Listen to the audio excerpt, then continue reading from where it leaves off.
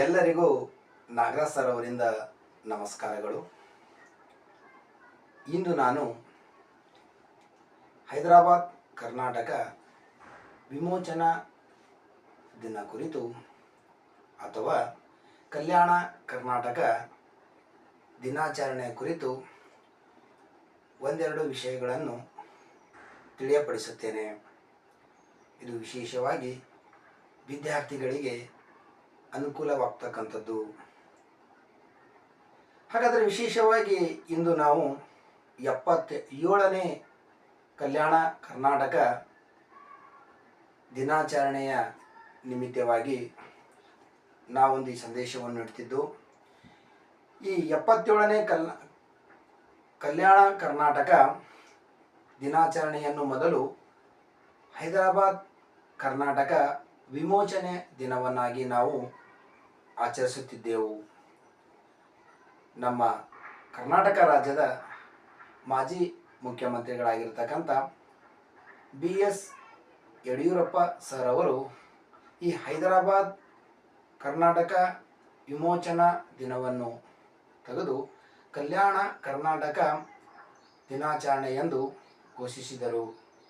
ಹಾಗಾದರೆ ಈ ಹೈದರಾಬಾದ್ ಕರ್ನಾಟಕ ಎಂತಕ್ಕಂಥ ಪದವನ್ನು ತೆಗೆದು ಕಲ್ಯಾಣ ಕರ್ನಾಟಕ ಎಂತಕ್ಕಂಥ ಒಂದು ಪದವನ್ನು ಸೇರಿಸಲು ಮೂಲ ಕಾರಣ, ಇಲ್ಲಿ ವಿಶೇಷವಾಗಿ ಈ ಉತ್ತರ ಕರ್ನಾಟಕದಲ್ಲಿ ಬರ್ತಕ್ಕಂಥ ಈ ಭಾಗದಲ್ಲಿ ಜಗಜ್ಯೋತಿ ಬಸವೇಶ್ವರ ಒಂದು ಅಥವಾ ಬಸವಣ್ಣನವರ ಒಂದು ನಾಡಾಗಿರುವುದರಿಂದ ಈ ಒಂದು ಪ್ರದೇಶಕ್ಕೆ ಕಲ್ಯಾಣ ಕರ್ನಾಟಕ ಎಂತಕ್ಕಂಥ ಒಂದು ಹೆಸರನ್ನು ಇಟ್ಟಿದ್ದರು. ಜೊತೆಗೆ ಈ ಹೈದರಾಬಾದ್ ಕರ್ನಾಟಕ ಅಥವಾ ಕಲ್ಯಾಣ ಕರ್ನಾಟಕ ಎಂತಕ್ಕಂಥದ್ದು ಕರ್ನಾಟಕದಲ್ಲಿ ವಿಶೇಷವಾಗಿ 7 ಜಿಲ್ಲೆಗಳಲ್ಲಿ ಈ ಪ್ರದೇಶ ಬರುತ್ತದೆ. ಬೀದರ್, ಕಲಬುರಗಿ, ರಾಯಚೂರು, ಕೊಪ್ಪಳ, ಬಳ್ಳಾರಿ, ಯಾದಗಿರಿ ಮತ್ತು ವಿಜಯನಗರ ಎಂತಕ್ಕಂಥದ್ದು. ಹಾಗಾದರೆ ಈ ದಿನದ ವಿಶೇಷತೆ ಏನು? 1947ರಲ್ಲಿ ಬ್ರಿಟಿಷರು 1947 ಆಗಸ್ಟ್ 15ರಂದು ಬ್ರಿಟಿಷರು ನಮಗೆ ಸ್ವಾತಂತ್ರ್ಯವನ್ನು ನೀಡಿದರು. ಅಂಥ ಸಂದರ್ಭದಲ್ಲಿ ಭಾರತ ದೇಶದಲ್ಲಿ 562 ದೇಶೀಯ ಸಂಸ್ಥಾನಗಳಿದ್ದವು. ಆ 562 ದೇಶೀಯ ಸಂಸ್ಥಾನಗಳಿಗೆ ಬ್ರಿಟಿಷರು 3 ರೀತಿಯ ಅಧಿಕಾರವನ್ನು ನೀಡಿದರು. 1947 ಆಗಸ್ಟ್ 15ರ ಸಂದರ್ಭದಲ್ಲಿ ಅಖಂಡವಾಗಿರ್ತಕ್ಕಂಥ ಭಾರತ ದೇಶವು ಒಡೆದು 2 ಭಾಗಗಳಾಗಿ ವಿಂಗಡಣೆ ಆಯಿತು. ಒಂದು ಭಾರತ ದೇಶ, ಇನ್ನೊಂದು ಪಾಕಿಸ್ತಾನ್ ಎಂತಕ್ಕಂಥ 2 ರಾಷ್ಟ್ರಗಳು ಉದಯವಾದವು. ಅಂಥ ಸಂದರ್ಭದಲ್ಲಿ ಭಾರತ ದೇಶದಲ್ಲಿ 562 ದೇಶೀಯ ಸಂಸ್ಥಾನಗಳಿದ್ದವು. ಬ್ರಿಟಿಷರು ತಮ್ಮ ಒಡೆದು ಆಳುವ ನೀತಿಗೆ ಹೆಸರುವಾಸಿಯಾಗಿರ್ತಕ್ಕಂಥ ಬ್ರಿಟಿಷರು ತಮ್ಮ ಒಡೆದು ಆಳುವ ನೀತಿಯ ಉದ್ದೇಶವನ್ನು ಮನದಲ್ಲಿಟ್ಟುಕೊಂಡು ಭಾರತದಲ್ಲಿರ್ತಕ್ಕಂಥ 562 ದೇಶೀಯ ಸಂಸ್ಥಾನದ ಅರಸರಿಗೆ 3 ರೀತಿಯ ಅವಕಾಶಗಳನ್ನು ನೀಡಿದರು. ಮೊದಲನೇ ಅವಕಾಶ, 562 ದೇಶೀಯ ಸಂಸ್ಥಾನದ ಅರಸರೇ, ನಿಮಗೆ ಇಷ್ಟವಿದ್ದರೆ ಭಾರತದ ಒಕ್ಕೂಟಕ್ಕೆ ಸೇರಬಹುದು, ಇಲ್ಲವಾದರೆ ನೀವು ಭಾರತ ಪಾಕಿಸ್ತಾನ್ ರಾಷ್ಟ್ರದ ಒಕ್ಕೂಟಕ್ಕೆ ಸೇರಬಹುದು. ಭಾರತ ಮತ್ತು ಪಾಕಿಸ್ತಾನ್ 2 ರಾಷ್ಟ್ರಗಳನ್ನು ಹೊರತುಪಡಿಸಿ ನೀವು ಸ್ವತಂತ್ರವಾಗಿಯೂ ಕೂಡ ಇರಬಹುದು ಎಂದು ತಮ್ಮ ವಿಷಯವನ್ನು ತಿಳಿಸಿದರು. ಹೀಗಾಗಿ 562 ದೇಶೀಯ ಸಂಸ್ಥಾನಗಳಲ್ಲಿ 3 ಸಂಸ್ಥಾನಗಳನ್ನು ಹೊರತುಪಡಿಸಿ ಉಳಿದೆಲ್ಲ ದೇಶೀಯ ಸಂಸ್ಥಾನಗಳು ಭಾರತದ ಒಕ್ಕೂಟದಲ್ಲಿ ಸೇರಿದವು. ಆ 3 ದೇಶೀಯ ಸಂಸ್ಥಾನಗಳು ಯಾವುವು ಅಂತಂದರೆ ಜುನಾಗಢ್, ಜಮ್ಮು ಕಾಶ್ಮೀರ್ ಮತ್ತು ಹೈದರಾಬಾದ್ ಸಂಸ್ಥಾನ. ಈ 3 ಸಂಸ್ಥಾನಗಳು ಹೊರತುಪಡಿಸಿ ಉಳಿದೆಲ್ಲ ಸಂಸ್ಥಾನಗಳು ಭಾರತದ ಒಕ್ಕೂಟದಲ್ಲಿ ಸೇರಿದವು.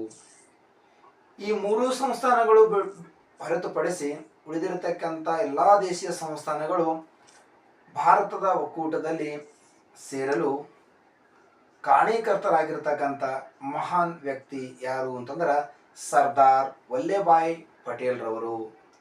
ಇವರು ಭಾರತ ದೇಶದ ಮೊದಲ ಉಪ ಪ್ರಧಾನಮಂತ್ರಿಗಳಾಗಿದ್ದರು. ಇವರಿಗೆ ಉಕ್ಕಿನ ಮನುಷ್ಯ ಎಂತಕ್ಕಂಥ ಬಿರುದನ್ನು ಕೂಡ ಹೊಂದಿದ್ರು. ಇವರು ಅತ್ಯಂತ ಗಟ್ಟಿಯಾಗಿರ್ತಕ್ಕಂಥ ನಿರ್ಧಾರಗಳನ್ನು ತೆಗೆದುಕೊಳ್ಳತಕ್ಕಂಥ ಒಂದು ಮನೋಭಾವವನ್ನು ಹೊಂದಿರತಕ್ಕಂಥ ಮಹಾನ್ ವ್ಯಕ್ತಿಯಾಗಿದ್ದರು.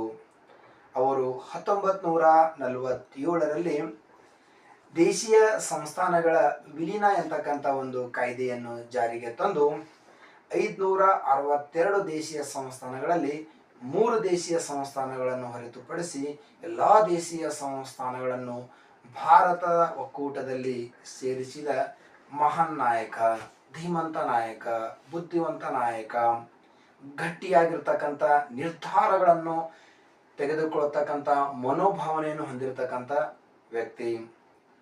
ಹಾಗಾದರೆ ಈ ಹೈದರಾಬಾದ್ ಎಂತಕ್ಕಂಥ ಒಂದು ಸಂಸ್ಥಾನದ ಭಾರತ ಒಕ್ಕೂಟದಲ್ಲಿ ಯಾವ ರೀತಿ ಸೇರಿಸಿದ್ರು ಅಂತಂದರೆ, ಇದಕ್ಕಿಂತ ಪೂರ್ವದಲ್ಲಿ ಈ ಜುನಾಗಢ ಎಂತಕ್ಕಂಥ ಒಂದು ಪ್ರದೇಶ, ಅಲ್ಲಿರ್ತಕ್ಕಂಥ ನವಾಬನು ಆ ಜುನಾಗಢ ಎಂತಕ್ಕಂಥ ಒಂದು ಪ್ರದೇಶವನ್ನು ಪಾಕಿಸ್ತಾನ ಒಕ್ಕೂಟಕ್ಕೆ ಸೇರಿಸಬೇಕು ಎಂತಕ್ಕಂಥ ತನ್ನ ಅಭಿಪ್ರಾಯವನ್ನು ಇಟ್ಟುಕೊಂಡಾಗ ಆ ಜುನಾಗಢದಲ್ಲಿರ್ತಕ್ಕಂಥ ಎಲ್ಲ ಪ್ರಜೆಗಳು ಭಾರತ ಒಕ್ಕೂಟಕ್ಕೆ ಸೇರಬೇಕು ಎಂತಕ್ಕಂಥ ತಮ್ಮ ಅಭಿಪ್ರಾಯವನ್ನು ವ್ಯಕ್ತಪಡಿಸಿದಾಗ ಜುನಾಗಢ ಪ್ರದೇಶದ ನವಾಬ ಜನರ ಅಭಿಪ್ರಾಯವನ್ನು ಕೇಳದೆ ಆ ಜುನಾಗಢ ಎಂತಕ್ಕಂಥ ಪ್ರದೇಶವನ್ನು ಪಾಕಿಸ್ತಾನಕ್ಕೆ ಸೇರಿಸಲು ಮುಂದಾದಾಗ ಆ ಜುನಾಗಢದಲ್ಲಿರ್ತಕ್ಕಂಥ ಎಲ್ಲ ಪ್ರಜೆಗಳು ಆ ನವಾಬನ ವಿರುದ್ಧ ತಿರುಗಿ ಬಿದ್ದಾಗ ನವಾಬನು ಪಾಕಿಸ್ತಾನ ದೇಶಕ್ಕೆ ಪಲಾಯನ ಮಾಡುತ್ತಾನೆ. ನಂತರ ಆ ಒಂದು ಜುನಾಗಢ ಪ್ರದೇಶದಲ್ಲಿರ್ತಕ್ಕಂಥ ದಿವಾನನು ಪ್ರಜೆಗಳ ಅಭಿಪ್ರಾಯದ ಮೇರೆಗೆ ಸರ್ದಾರ್ ವಲ್ಲಭಭಾಯ್ ಪಟೇಲ್ ಅವರನ್ನು ಭೇಟಿಯಾಗಿ ಆ ಜುನಾಗಢ ಎಂತಕ್ಕಂಥ ಒಂದು ಪ್ರದೇಶವನ್ನು 1949ರಲ್ಲಿ ಭಾರತ ಒಕ್ಕೂಟದಲ್ಲಿ ಸೇರಿಸಿದರು. ಜೊತೆಗೆ ಜಮ್ಮು ಕಾಶ್ಮೀರ ಅಂತಕ್ಕಂಥ ಪ್ರದೇಶನೂ ಕೂಡ ರಾಜ ಹರಿಸಿಂಗ್ ಭಾರತ ಒಕ್ಕೂಟಕ್ಕೆ ಸೇರಿಸಲು ಸಹಿ ಮಾಡಿದರ ಪರಿಣಾಮವಾಗಿ ಆ ಜಮ್ಮು ಕಾಶ್ಮೀರ ಅಂತಕ್ಕಂಥ ಒಂದು ಪ್ರದೇಶನೂ ಕೂಡ ಭಾರತ ಒಕ್ಕೂಟದಲ್ಲಿ ಸೇರಿತು. ಹಾಗಾದರೆ ನಂತರ ಬರ್ತಕ್ಕಂಥದ್ದು ಸರ್ದಾರ್ ವಲ್ಲಭಭಾಯ್ ಪಟೇಲ್ ಅವರ ಮುಂದೆ ಇರ್ತಕ್ಕಂಥ ಒಂದು ದೊಡ್ಡ ಸಮಸ್ಯೆ, ಹೈದರಾಬಾದ್ ಎಂತಕ್ಕಂಥ ಒಂದು ಸಂಸ್ಥಾನ ಭಾರತ ಒಕ್ಕೂಟದಲ್ಲಿ ಸೇರಿಸುವುದಾಗಿತ್ತು. ಆಗಿನ ಸಂದರ್ಭದಲ್ಲಿ ಈ ಹೈದರಾಬಾದ್ ಸಂಸ್ಥಾನ ಎಂತಕ್ಕಂಥ ಒಂದು ಪ್ರದೇಶ 562 ದೇಶೀಯ ಸಂಸ್ಥಾನಗಳಲ್ಲಿ ಅತ್ಯಂತ ದೊಡ್ಡದಾಗಿರ್ತಕ್ಕಂಥ ದೇಶೀಯ ಸಂಸ್ಥಾನವಾಗಿತ್ತು. ಜೊತೆಗೆ ಶ್ರೀಮಂತ ಒಂದು ದೇಶೀಯ ಸಂಸ್ಥಾನವಾಗಿತ್ತು. ಈ ಒಂದು ಹೈದರಾಬಾದ್ ಸಂಸ್ಥಾನದ ಆಗಿನ ಕಾಲದಲ್ಲಿ ನಿಜಾಮ ಯಾರಿದ್ರು ಅಂದರೆ 7ನೇ ಮೀರ್ ಉಸ್ಮಾನ್ ಅಲಿ ಖಾನ್ ಎಂತಕ್ಕಂಥ ವ್ಯಕ್ತಿ ಹೈದರಾಬಾದ್ ಸಂಸ್ಥಾನದ ನಿಜಾಮರಾಗಿದ್ದರು. ಅವರ ಉದ್ದೇಶ ಪಾಕಿಸ್ತಾನಕ್ಕೆ ಸೇರಿಸಬೇಕು, ಇಲ್ಲವೆಂದರೆ ಸ್ವತಂತ್ರ ರಾಷ್ಟ್ರ ಮಾಡಬೇಕು ಅಂತಕ್ಕಂಥ ತಮ್ಮ ಅಭಿಪ್ರಾಯವನ್ನು ವ್ಯಕ್ತಪಡಿಸಿದರು. ಸರ್ದಾರ್ ವಲ್ಲಭಭಾಯ್ ಪಟೇಲ್ ಅವರು ಒಂದ್ಸಲ ನಿಜಾಮರನ್ನು ಕೇಳಿದಾಗ ನಿಜಾಮರು ಇಲ್ಲ, ನಾನು ನಮ್ಮ ಹೈದರಾಬಾದ್ ಸಂಸ್ಥಾನವನ್ನು ಭಾರತ ಒಕ್ಕೂಟದಲ್ಲಿ ಸೇರಿಸುವುದಿಲ್ಲ ಎಂದಾಗ ಸರ್ದಾರ್ ವಲ್ಲಭಭಾಯ್ ಪಟೇಲ್ ಅವರು ಶಾಂತ ದಿನಗಳಾದ ನಂತರ ಪಾಕಿಸ್ತಾನದ ವ್ಯಕ್ತಿಯಾಗಿರ್ತಕ್ಕಂಥ ಮೊಹಮ್ಮದ್ ಅಲಿ ಜಿನ್ನಾರವರು ಹೈದರಾಬಾದ್ ಸಂಸ್ಥಾನದ ನವಾಬನನ್ನು ಹೈದರಾಬಾದ್ ಸಂಸ್ಥಾನ ಪಾಕಿಸ್ತಾನದ ಒಂದು ರಾಷ್ಟ್ರಕ್ಕೆ ಸೇರಿಸು ಎಂದಾಗ ಹೈದರಾಬಾದ್ ಸಂಸ್ಥಾನದ ನಿಜಾಮನು ಅದನ್ನು ಕೂಡ ನಿರಾಕರಿಸಿದನು. ನಂತರ ಹೈದರಾಬಾದ್ ಸಂಸ್ಥಾನದ ನಿಜಾಮನಾಗಿರ್ತಕ್ಕಂಥ 7ನೇ ಮೀರ್ ಉಸ್ಮಾನ್ ಅಲಿ ಖಾನ್ನ ಮೂಲ ಉದ್ದೇಶ ಸ್ವತಂತ್ರವಾಗಿರ್ತಕ್ಕಂಥ ಒಂದು ರಾಷ್ಟ್ರ ರಚನೆ ಮಾಡಬೇಕು ಎಂತಕ್ಕಂಥದ್ದು ಆ ಒಂದು 7ನೇ ಮೀರ್ ಉಸ್ಮಾನ್ ಅಲಿ ಖಾನ್ನ ಉದ್ದೇಶವಾಗಿತ್ತು. ಇದನ್ನು ಸೂಕ್ಷ್ಮವಾಗಿ ಭಾರತ ಸರ್ಕಾರ ಅಥವಾ ಸರ್ದಾರ್ ವಲ್ಲಭಭಾಯ್ ಪಟೇಲ್ ರವರು ಸೂಕ್ಷ್ಮವಾಗಿ ಇದನ್ನು ಗಮನಿಸ್ತಿದ್ರು. ಕೆಲವೊಂದು ದಿನಗಳು ಕಳೆದ ನಂತರ ಹೈದರಾಬಾದಿನ ನಿಜಾಮರು ಬೇರೆ ದೇಶಗಳಿಂದ ಅಪಾರ ಪ್ರಮಾಣದಲ್ಲಿ ಯುದ್ಧ ಶಸ್ತ್ರಾಸ್ತ್ರಗಳನ್ನು ತಂದು ಹೈದರಾಬಾದ್ ಸಂಸ್ಥಾನದಲ್ಲಿ ಸಂಗ್ರಹ ಮಾಡುತ್ತಿರುವುದನ್ನು ಗಮನಿಸಿರ್ತಕ್ಕಂಥ ಸರ್ದಾರ್ ವಲ್ಲಭಭಾಯಿ ಪಟೇಲ್ ಅವರು ಇದು ನಮ್ಮ ಭಾರತ ದೇಶಕ್ಕೆ ಒಂದು ದೊಡ್ಡ ಕಂಟಕವಾಗಬಹುದು, ಇದಕ್ಕೊಂದು ಸೂಕ್ತ ಕ್ರಮ ಕೈಗೊಳ್ಳಬೇಕೆಂದು ಯೋಚನೆಯಲ್ಲಿದ್ದರು. ಅದೇ ಸಂದರ್ಭದಲ್ಲಿ ಈ ಹೈದರಾಬಾದ್ ಎಂತಕ್ಕಂಥ ಒಂದು ಸಂಸ್ಥಾನದಲ್ಲಿ 1938ರಲ್ಲಿ ಸ್ವಾಮಿ ರಮಾನಂದ ತೀರ್ಥರವರು ಈ ಒಂದು ನಿಜಾಮನ ವಿರುದ್ಧ ದೊಡ್ಡ ಪ್ರಮಾಣದಲ್ಲಿ ಹೋರಾಟ ಮಾಡಿದರು. ಇವ್ರ ಜೊತೆ ಹಲವಾರು ಮಹಾನ್ ನಾಯಕರು ಕೂಡ ಹೈದರಾಬಾದ್ ನಿಜಾಮನ ವಿರುದ್ಧ ಹೋರಾಟ ಮಾಡಿ ಸಾವನ್ನು ಅಪ್ಪಿರ್ತಕ್ಕಂಥ ಘಟನೆಗಳು ಕೂಡ ನಾವಿಲ್ಲಿ ನೋಡಬಹುದು. ಈ ಹೈದರಾಬಾದ್ ಸಂಸ್ಥಾನದ ನಿಜಾಮನಾಗಿರ್ತಕ್ಕಂಥ 7ನೇ ಮೀರ್ ಉಸ್ಮಾನ್ ಅಲಿ ಖಾನ್ನಿಗೆ ಅರೆ ಸೈನಿಕ ಪಡೆಯ ಒಬ್ಬ ದಂಡನಾಯಕನಿದ್ದ. ಅವನ ಹೆಸರು ಏನಂದರೆ ಖಾಸಿಂ ರಜ್ವಿ ಎಂತಕ್ಕಂಥ ವ್ಯಕ್ತಿ. ಆ ಖಾಸಿಂ ರಜ್ವಿ ಎಂತಕ್ಕಂಥ ವ್ಯಕ್ತಿ ಒಂದು ಅರೆ ಸೈನಿಕ ಪಡೆಯಾಗಿರ್ತಕ್ಕಂಥ ರಜಾಕಾರರು ಎಂತಕ್ಕಂಥ ಒಂದು ಸೈನಿಕ ಪಡೆಯನ್ನು ಕೂಡ ರಚನೆ ಮಾಡಿದ್ರು. ಆ ಸೈನಿಕ ಪಡೆಯ ಮೂಲಕ ಹೈದರಾಬಾದಿನ ನಿಜಾಮನ ವಿರುದ್ಧ ಸ್ವತಂತ್ರಕ್ಕಾಗಿ ಯಾರು ಹೋರಾಟ ಮಾಡುತ್ತಾರೆ ಅವರ ವಿರುದ್ಧ ಕಠಿಣ ಕ್ರಮವನ್ನು ಕೈಗೊಳ್ಳತಕ್ಕಂಥ ವ್ಯಕ್ತಿಯಾಗಿದ್ದನು.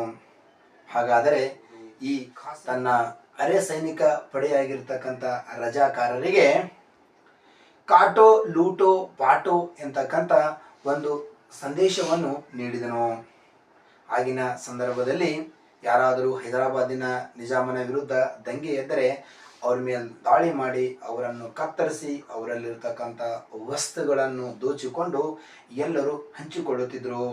ಅದನ್ನು ಕಾಟೋ ಲೂಟೋ ಬಾಟೋ ಎಂದು ಕರೆಯುತ್ತಿದ್ದರು.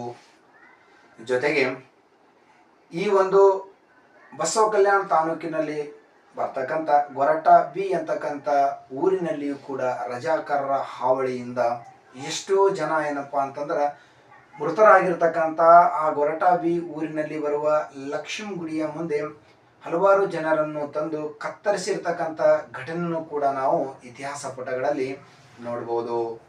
ಜೊತೆಗೆ ಇದೇ ಆಳಂದ್ ತಾಲೂಕಿನ ಕೊಡಲಂಗರಗ ಅಥವಾ ಚಿಂಚೋಳಿ ಕ್ರಾಸ್ ನಡುವೆ ಬರ್ತಕ್ಕಂಥ ಡೋಗಿಬನ್ ನಾಲಾದಲ್ಲಿಯೂ ಕೂಡ 40-50 ಜನ ರಜಾಕಾರರು ಅಮಾನವೀಯವಾಗಿ ಅವರನ್ನು ಕತ್ತರಿಸಿರ್ತಕ್ಕಂಥ ಘಟನೆಗಳು ಕೂಡ ನಾವು ಇತಿಹಾಸ ಪುಟದಿಂದ ನೋಡ್ಬೋದು. ಏನೇ ಆದರೂ ಕೂಡ ಈ ಹೈದರಾಬಾದ್ ಸಂಸ್ಥಾನದಲ್ಲಿ ಆಳ್ವಿಕೆ ಮಾಡ್ತಕ್ಕಂಥ ನಿಜಾಮನ ಅವಧಿಯಲ್ಲಿ 80% ಹಿಂದೂಗಳು ಬಹುಸಂಖ್ಯಾತರಾಗಿದ್ದರು. ಆದರೂ ಕೂಡ ಇಲ್ಲಿ ಆಳ್ವಿಕೆ ಹೈದರಾಬಾದ್ ನಿಜಾಮರವರ ಆಳ್ವಿಕೆಯಾಗಿತ್ತು.